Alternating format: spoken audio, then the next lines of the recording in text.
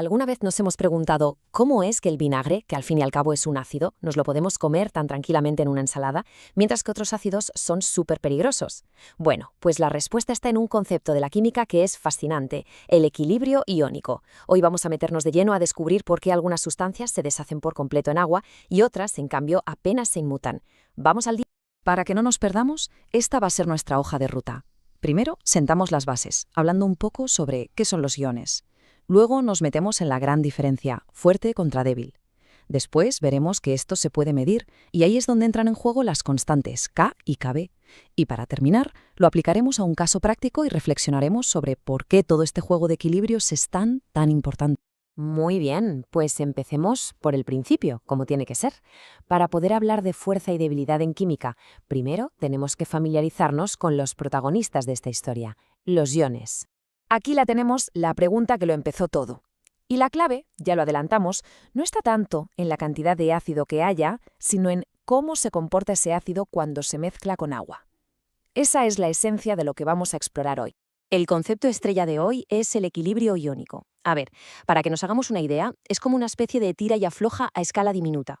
No es que una reacción empiece y termine, y ya está. No. Es un estado superdinámico, donde las moléculas se están rompiendo constantemente en partículas con carga. Eso son los iones, pero al mismo tiempo esos iones se vuelven a juntar para formar la molécula original. Es un baile constante.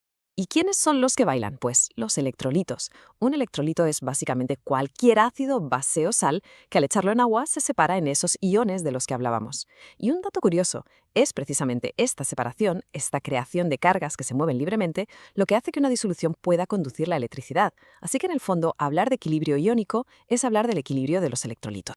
Vale, con las bases ya claras, vamos a meternos en el meollo de la cuestión. Resulta que no todos los electrolitos juegan igual en el agua. Y aquí es donde aparece la gran división, la diferencia fundamental entre lo que llamamos fuerte y lo que llamamos débil. Y la diferencia es, en realidad, muy sencilla. Un electrolito fuerte es un todo o nada. En cuanto toca el agua, ¡zas!, se rompe por completo. Todas y cada una de sus moléculas se separan en iones. Por eso su reacción se representa con una flecha que va en un único sentido. En cambio, un electrolito débil es más indeciso. Solo un poquito de sus moléculas se disocia, mientras que la gran mayoría prefiere quedarse como estaba, intacta. Y esto genera ese tira y afloja, ese equilibrio que representamos con la doble flecha. Fijaos en las imágenes, que lo ilustran a la perfección. A la izquierda, el ácido clorhídrico, un ejemplo de ácido fuerte. Si pudiéramos mirar dentro de la disolución, no veríamos casi ninguna molécula de HCl.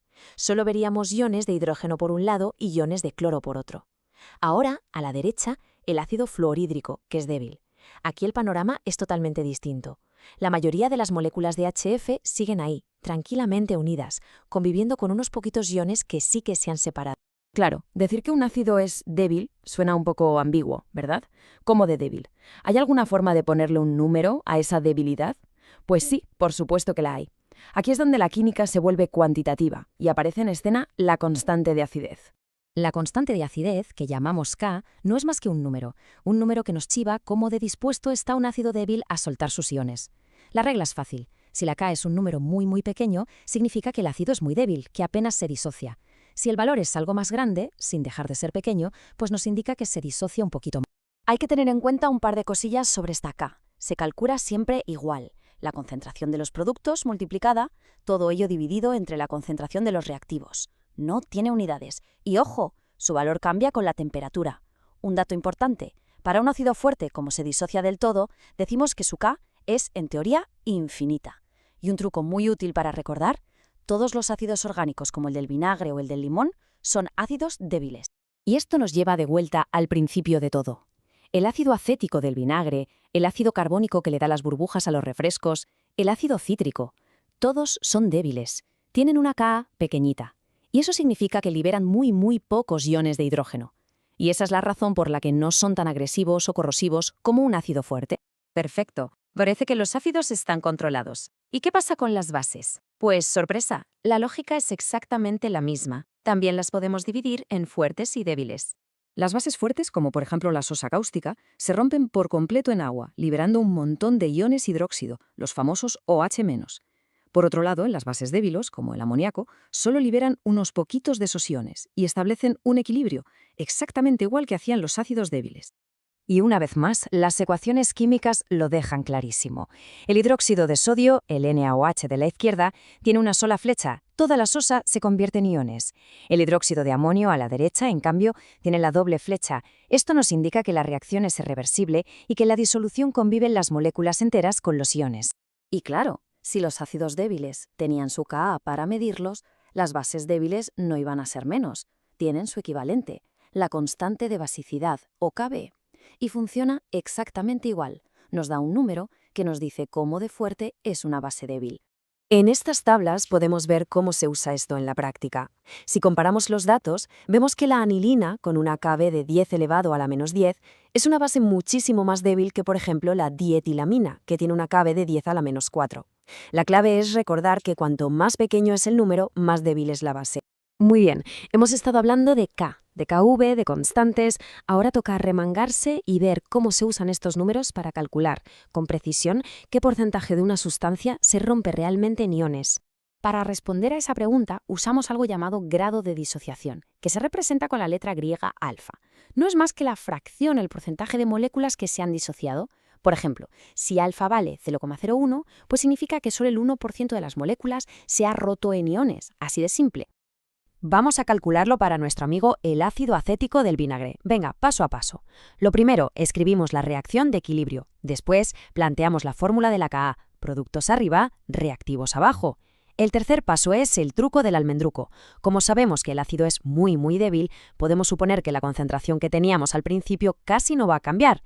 Y esta simplificación nos facilita mucho la vida, porque ya solo nos queda despejar la fórmula para encontrar la concentración de iones. Y aquí está el resultado. 0,84%, o sea, menos del 1% de todo el ácido acético que pusimos al principio, casi nada se ha disociado. Esto demuestra de una forma brutal lo que significa de verdad ser un electrolito débil. La inmensa mayoría de las moléculas se queda tal cual. Bueno, hemos hecho un buen recorrido, ¿eh? Desde los iones hasta los cálculos. Ahora vamos a juntar todas las piezas del puzzle y a entender la gran idea que hay detrás de todo esto. El mensaje clave, la idea que tenemos que llevarnos a casa, es esta.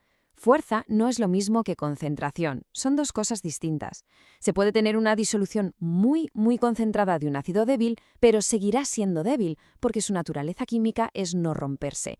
Y al revés, una disolución súper diluida de un ácido fuerte sigue siendo fuerte, porque cada una de las pocas moléculas que hay se disocia por completo. La fuerza es una propiedad de la sustancia, va en su ADN. Y para terminar, vamos a dejar una pregunta en el aire, una que nos abre la puerta a un mundo todavía más interesante. Si tenemos este equilibrio tan delicado, ¿qué ocurre si lo molestamos? ¿Qué pasa si añadimos otra sustancia que tenga alguno de los iones que ya están en el equilibrio? Pues que el equilibrio reacciona. Y esto nos lleva a temas como las disoluciones tampón o el efecto del ion común, que son la base de sistemas químicos súper complejos y vitales como los que regulan nuestro propio cuerpo. Pero bueno, eso ya es material para otro análisis.